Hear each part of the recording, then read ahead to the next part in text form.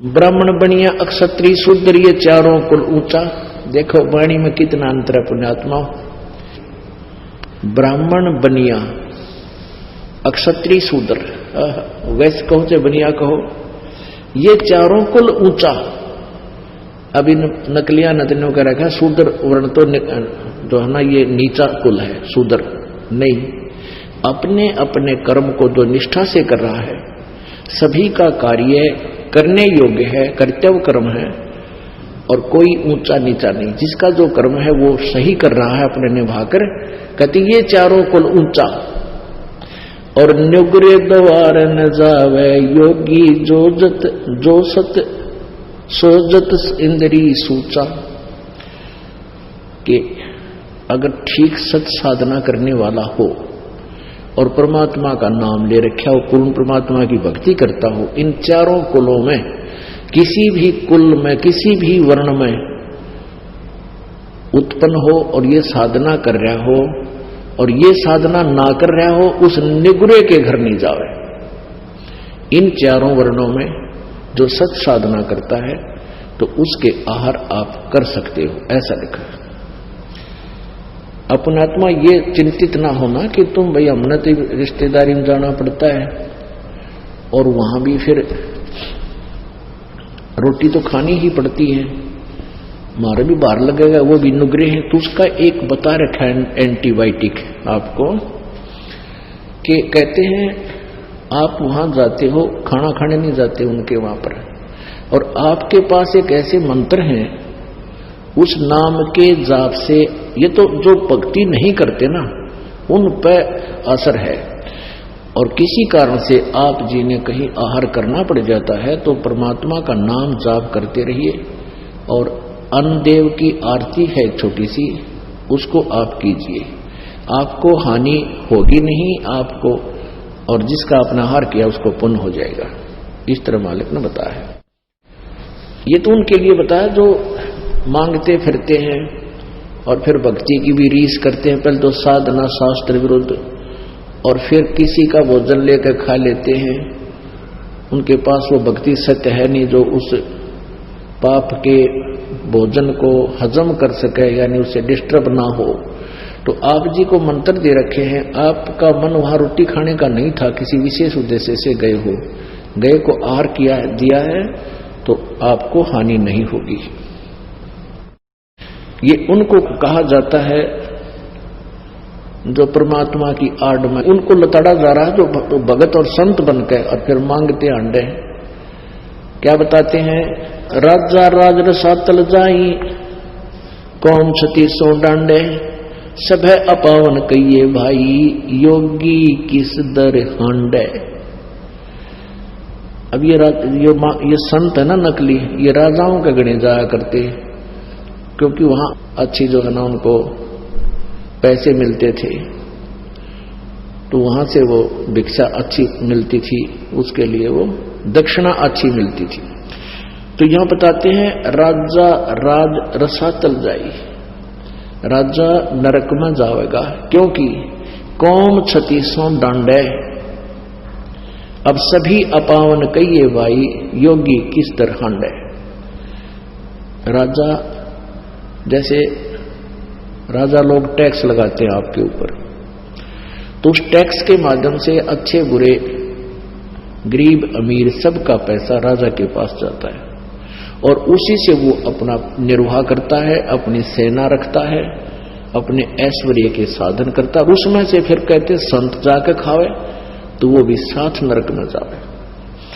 एक हलाई सेंस कसाई पलड़ा बेस बजावे, और कोठे माही नाज घाल के कोरा काल मनावे।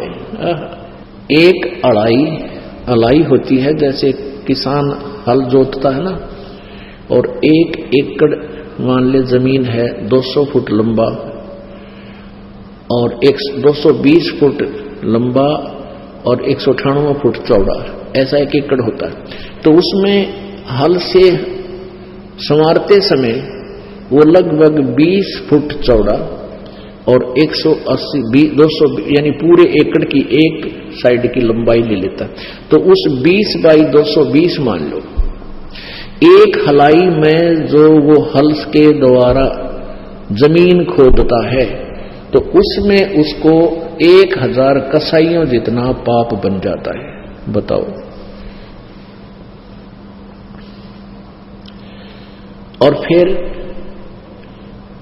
फिर कहां जाता है?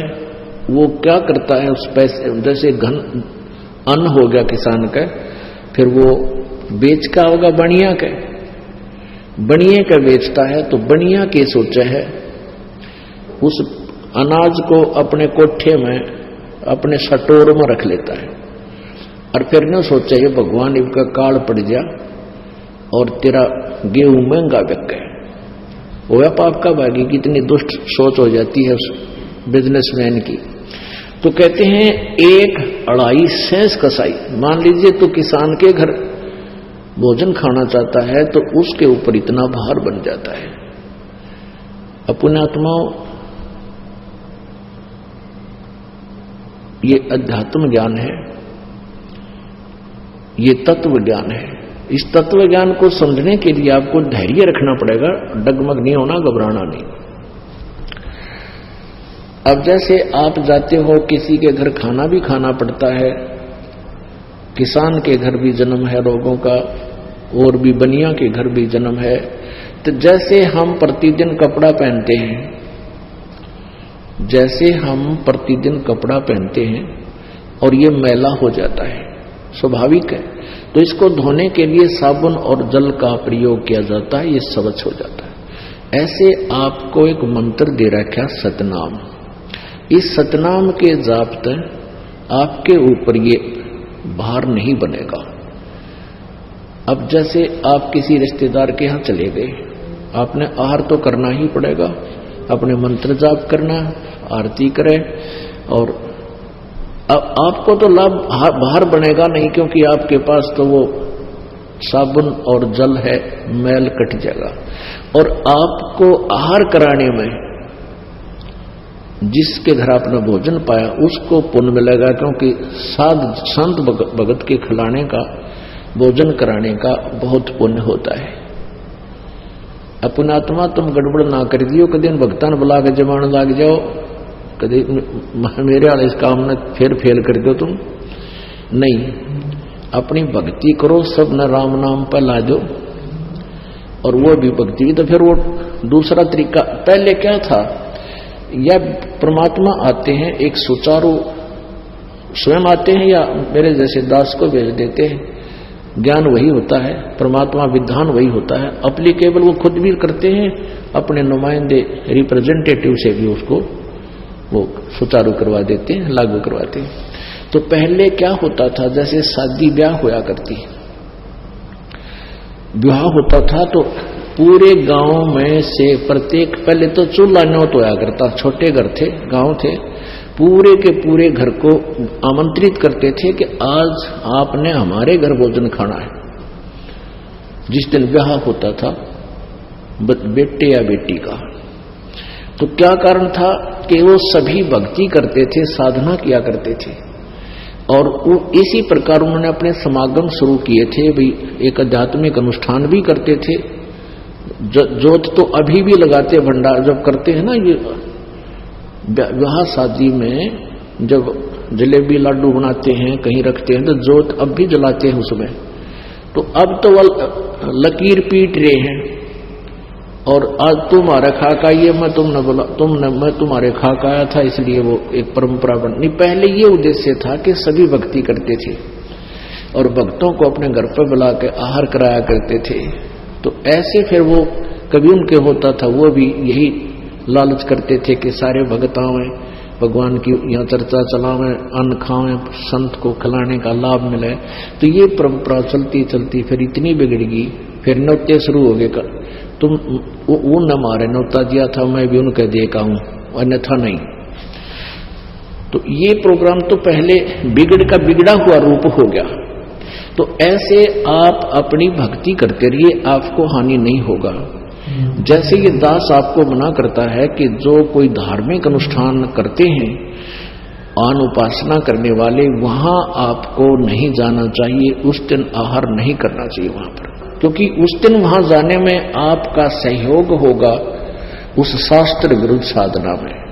गीता जी अध्याय नंबर 16 के श्लोक नंबर 23 में कहा कि शास्त्र विधि को त्याग कर जो मनमाना आचरण करते हैं